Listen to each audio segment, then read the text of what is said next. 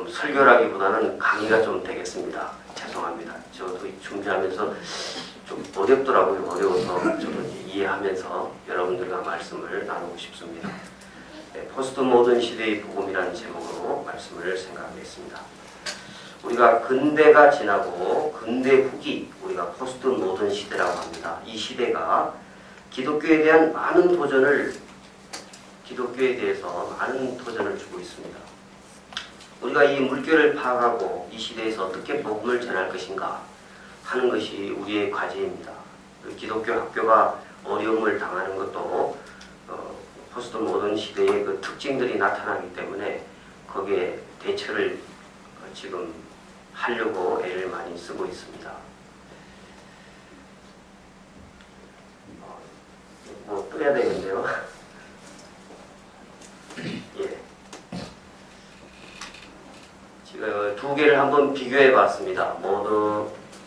모더니즘과 포스트 모더니즘을 한번 비교해 봤습니다. 그 외에도 여러 가지가 있는데 몇 가지만 적어봤습니다. 모더니즘은, 근대주의는 하나의 절대 진리가 있다, 하나님의 말씀 하나의 절대 진리가 있다고 생각한다면, 포스트 모더니즘은 다양한 진리들이 있다, 그래서 뭐 하나님은 많은 이름을 가졌다 이렇게 말하는 존 힉이라는 사람도 있고, 그래서 그것을 우리는 종교 다원주의라고 그러는데 우리 기독교에서 많은 경계를 하고 있죠. 그 다음에 두 번째는 웅장한 이야기, 이거는 구원의 이야기입니다. 하나님의 우리를 구원하신 구원의 이야기가 있다. 그런데 포스트 모더니즘에서는 다양한 이야기들이 있다. 모든 사람에게 적용하는 삶의 원리가 있는 반면에 포스트 모더니즘에서는 지역 문화마다 상대적인 기준이 있다, 이렇게 이야기를 합니다. 또 원인과 결과가 단선적 관계에 있다면 포스트 모더니즘은 그물망과 같은 관계에서 다양한 관점을 존중해줘야 된다. 옛날에는 어른이 그냥 이야기하면 어른이 말하니까 들었습니다. 교장 선생님이 또 목사님이 말씀하시니까 들었습니다. 포스트 모더니즘은 그물망으로 서로 연결되어 있습니다. 왜 그러느냐 이유를 다 알아야 되고 합리적으로 설명을 해야 되고 아랫사람의 이야기를 또 들어줘야 되고, 그래서 뭐 옛날 같지가 않습니다. 쉽지 않습니다. 부모 노릇하는 것도 쉽지 않고 학교 선생님 하는 것도 쉽지 않고 목사님들도 쉽지 않습니다. 그래서 시대가 많이 바뀌고 있습니다. 그래서 이제 평가도 직장에서 다면 평가를 합니다. 옛날에는 상사가 그냥 밑에 사람 평가했는데 요즘에는 동료끼리 평가하고 아랫사람이 윗사람을 평가하고 이런 다면 평가를 한다고 합니다. 그 다음에 뭐죠? 합리적 사고. 합리적 사고와 객관적인 탐구. 그래서 객관적이고 과학적이면 된다 이렇게 생각했는데 포스트 모더니즘에 와서는 사고는 객관적일 수 없다, 주관적일 수밖에 없다는 겁니다. 나중에 설명하겠습니다. 왜 주관적일 수밖에 없느냐면, 그리고 참여적이다 하는 이런 몇 가지 특징들을 우리가 한번 비교해 봤습니다.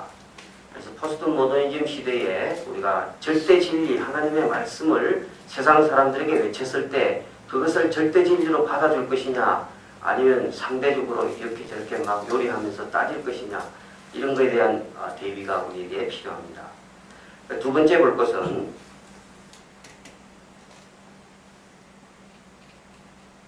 우리 교육에 있어서는 어떤가, 우리 교육에 있어서 포스트 모던 경향들 어떤 경향들이 있는가 한번 보겠습니다. 첫 번째는 하워드 가드너의 다중지능 이론입니다. 우리가 보통 학교에서 국어를 잘한다, 언어를 잘한다, 또 수학을 잘한다, 논리적이다, 이런 걸 잘하면 IQ가 높다, 공부를 잘한다 이야기하는데, 이 하워드 가드너는 이런 지능 외에 공간지능,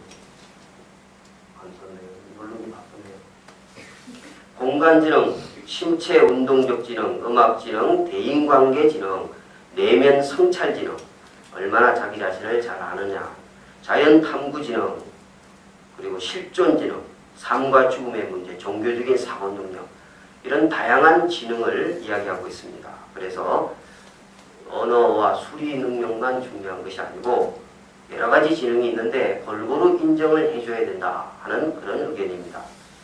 이런 걸 생각하면서 한번 계속 보겠습니다. 두 번째는 상상에 대한 강조입니다. 상상력. 요즘에 창의력, 상상력, 논술에서 많이 강조하더라고요. 교수님들이 논술 채점을 하다 보면 똑같은 답이 막 수백 개가 나온답니다. 그럼 질려가지고 안 본답니다. 똑같은 거는 그냥 내려놓는답니다. 내려놓고 좀 그래도 좀 새로운 거 창의적이고 뭐 그런 것만 이렇게 쫙 모아가지고 채점할 때 넣는다고 합니다. 너무나 그 학원에서 똑같은 답을 주니까 그런 거는 1차적으로 제껴놓는다고 합니다. 오늘날 이 교육에 있어서 상상력과 창의력이 참 중요하다 하는 사실입니다. 엘리엇 아이즈너는 교육적 상상력을 강조했습니다. 그는 교육개혁이라고 하는 것은 문자나 숫자만이 아닌 오감을 이용하여 다양한 인지 능력을 아이들에게 길러줘야 된다고 이야기합니다. 우리 교회에서 인재 양성 학교를 시작했는데 수학 가르치고 과학 가르칩니다만 그 외에도 또 가르치는 게 있지요. 글쓰기, 이 창의력, 상상력 아닙니까? 뭔가를 주고 거기에서 마음을 열어서 이야기를 만들어 나가는 거. 제가 잠깐 교재를 봤는데 참 좋더라고요. 그래서 글쓰기나 스피치 훈련이나 영화를 보는 것이나 또 친구들의 인간관계, 거기에 보니까 아주 굉장히 설치는 애가 있더라고요. 그래서 저 애를 어떻게 교육을 시켜야 될까? 학교에서 하는 식으로 하면 안 될 테고 어떻게 해야 될까? 이게 우리 선생님들의 고민이겠더라고요. 그래서 그 아이에게는 그 인간관계를 잘할 수 있는 훈련 이런 것도 필요하겠다 생각이 들었습니다. 그래서 우리 교회에서 하는 인재양성학교는 일반 학교에서 가르치는 것보다도 더 많이 더 인성과 창의력과 상상력을 풍부하게 해주는 그런 교육이 될 수 있겠다 하는 기대감을 제가 보면서 기대감을 가지게 되었습니다. 그 다음에 인격적 지식론입니다.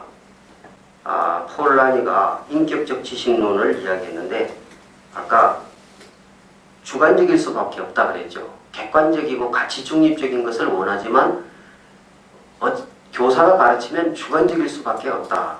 왜냐하면 교사의 인격적인 요소, 교사의 신앙, 교사의 가치관, 교사의 삶 이런 것들이 다 들어가거든요. 특별히 우리 주일학교 교사들은 그렇습니다.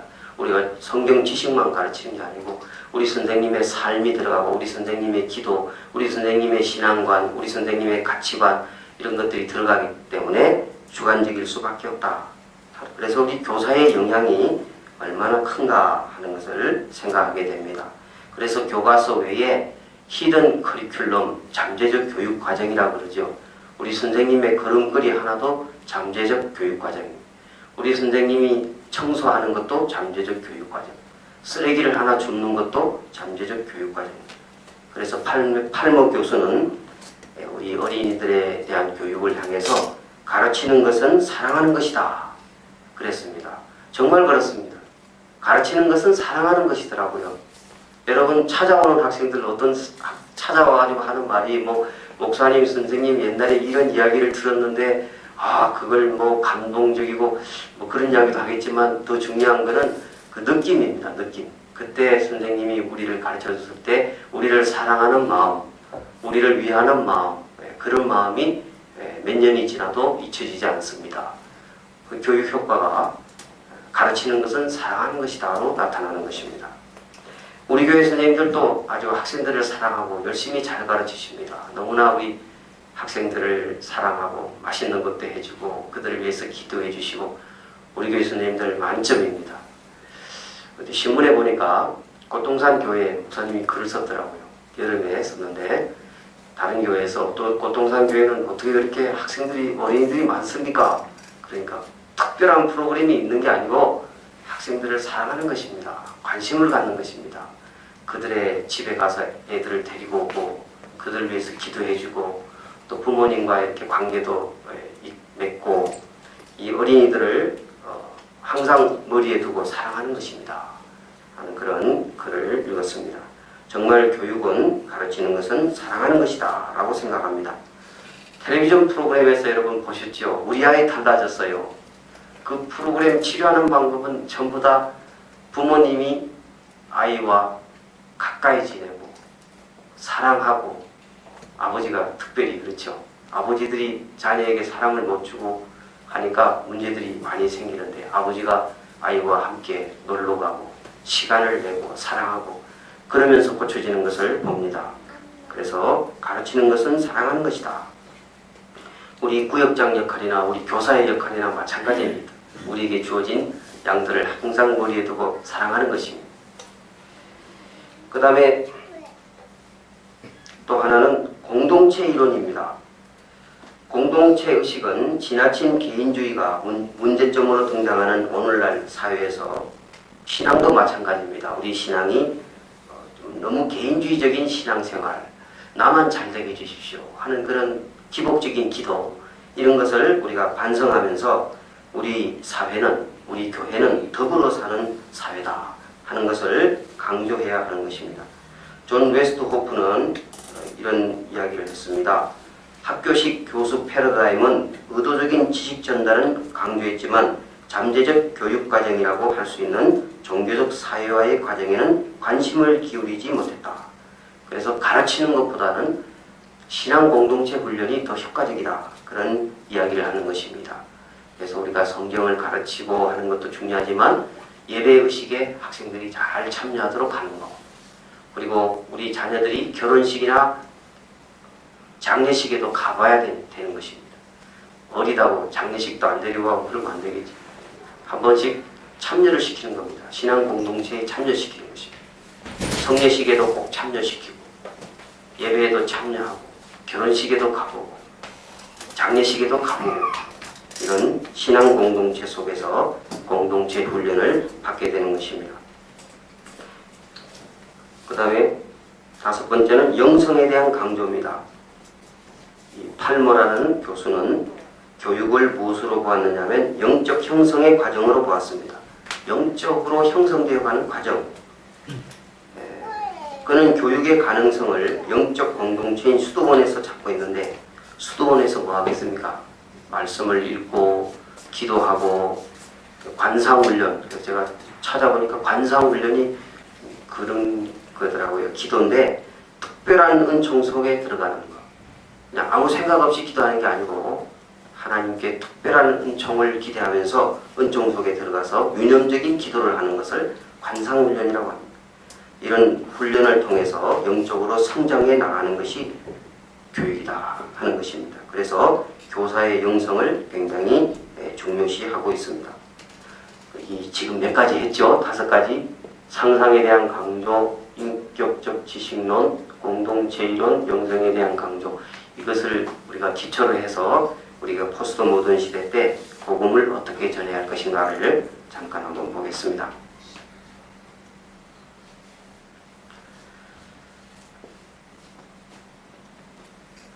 오늘 본문 말씀에 진리가 너희를 자유케 하리라 하는 말씀이 있었습니다. 이 진리가 하나님의 말씀, 예수님 자체입니다.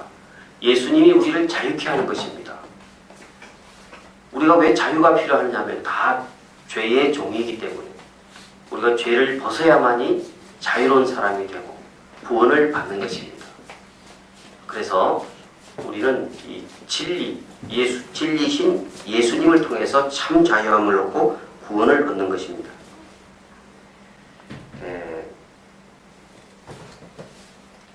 이 포스트 모더니즘이 여러 가지를 흔듭니다. 성경을 흔들고 우리 그리스도에 도전하고 이렇게 하는 일들이 많습니다. 구속사적인 역사 이해나 성서 이해도 상대화하고 절대적으로 받아들이지 못하고 또 기독교 교육의 기초를 해체하려는 위험성을 지니고 있습니다. 그렇지만 또 다른 한편으로는 이 근대주의로 왜곡된 기독교 교육을 회복할 수 있는 통전적 기독교 교육을 지향할 수 있는 기회를 제공할 수도 있다 하는 것입니다. 그래서 이 포스트 모더니즘에서 강조하는 상징이라든지 상상력이라든지 공동체 훈련이라든지 이런 것들이 잘 이용하면 좋은 기독교 교육의 가치가 될 수 있다 하는 것입니다. 그래서 스탠리 그랜저라는 사람은 포스트 모던 경향을 기독교 신앙은 포스트 모던 경향을 결코 받아들일 수 없다 그렇게 이야기하면서 포스트 모더니즘의 주관적인 경향성을 비판합니다. 그리고 포스트 모던 시대에도 여전히 변치 아니하는 구원의 이야기, 아까 웅장한 이야기라고 했죠. 하나님의 말씀 그 구원의 이야기가 존재한다. 상대적이 아니다. 절대적인 하나님의 구원의 이야기가 존재한다 하는 것을 이야기합니다. 세상이 아무리 변해도 진리이신 우리 예수 그리스도는 여전히 우뚝 서 있는 것입니다. 그것이 오늘 본문 말씀 진리가 너희를 자유케 하리라 하신 말씀인 것입니다. 그래서 그는 포스트 모던 복음을 소개하고 있습니다. 하나, 둘, 셋, 세 가지가 있는데요.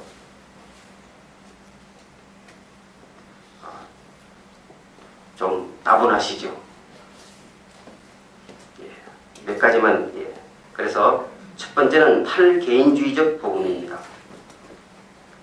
복음을 지나치게 개인주의적 성향으로 인식하는 그것에 대한 반성을 하면서 우리가 포스트 모던이 공동체를 강조하기 때문에 우리는 그것을 잘 이용해서 신앙 공동체 안에 우리는 많이 참여해야 되겠다 하는 것입니다.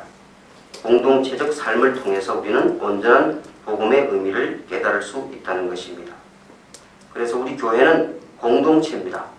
여러분, 개인주의적으로 흐르면 어떻게 되겠습니까? 교회 안 가도 되죠. 인터넷 들어가서 목사님 설교 들을 수 있죠. 헌금은 온라인으로 보내면 되죠. 그래도 신앙생활 할 수 있을 것 같죠. 여기 와서 들으나 인터넷에서 들으나 우리 목사님 설교는 똑같다 이렇게 생각할 수가 있겠죠. 그러면 힘이 없어집니다. 교회가. 그래서 교회는, 신앙은 모여야 되는 것입니다. 신앙 공동체는 모여서 합심해서 기도하고 함께 말씀을 듣고 함께 찬양을 하고, 아까 학교에서 배우는 것, 학교식으로 배우는 것보다는 뭐가 더 중요하다고 했습니까? 신앙 공동체가 더 중요하다고 했죠. 그래서 우리가 탈개인주의적 복음, 개인주의에서 벗어나서 우리는 신앙 공동체 안에 들어오는 프로그램으로 우리는 신앙생활을 해야 하는 것입니다.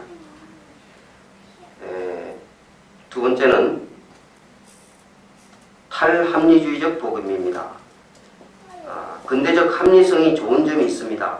미신에 사로잡혔던 전 근대적 사고방식을 탈피하여 보다 합리적인 사고가 가능하도록 과학을 발전시켰습니다. 합리주의는 과학을 발전시켰습니다. 좋은 면이 있습니다.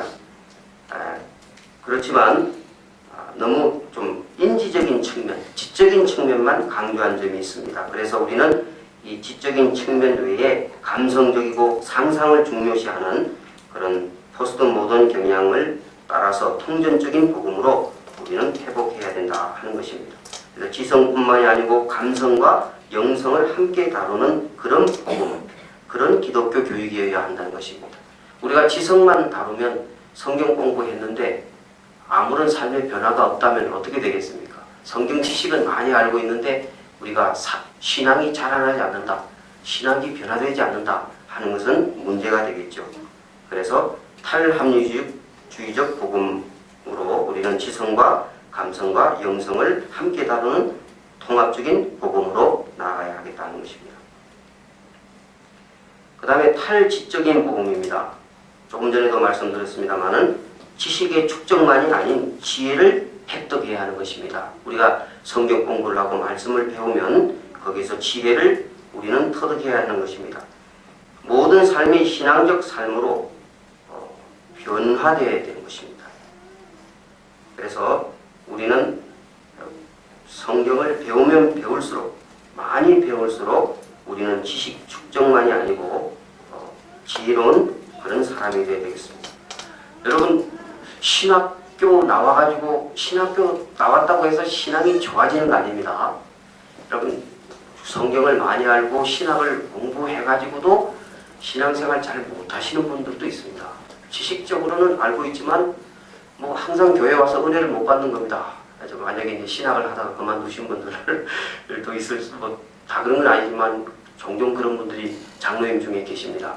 신학을 하셨는데 그만두고 교회 왔는데 은혜를 못 받는 겁니다. 목사님 뭐 설교하시면 그거는 신학적으로 이런 거야 하고 따지고 그러면 은혜 받기가 참 어렵죠. 그래서 지식에 그쳐서는 안 되고 우리는 삶의 지혜를 배우고 하는 그런 지혜가 필요하다 하는 것입니다.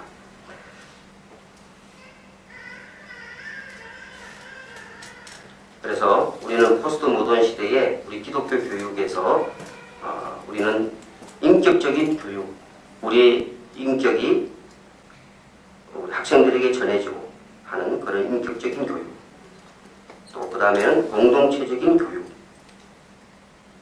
또 하나는 상상력이 풍부해지는 교육. 이런 교육을 통해서 우리는 이 포스트 모던 시대 때 복음을 효과 있게, 또 하나 빠졌습니다. 참여적인 겁니다. 이거 굉장히 중요한 것입니다. 우리가 예배 드릴 때는 관객으로서 예배 드려서는 은혜를 못 받습니다. 그렇죠? 관객은 뭡니까?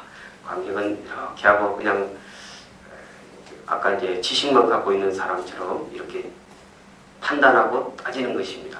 그러나 참여는 예배에 몰입하는 것입니다.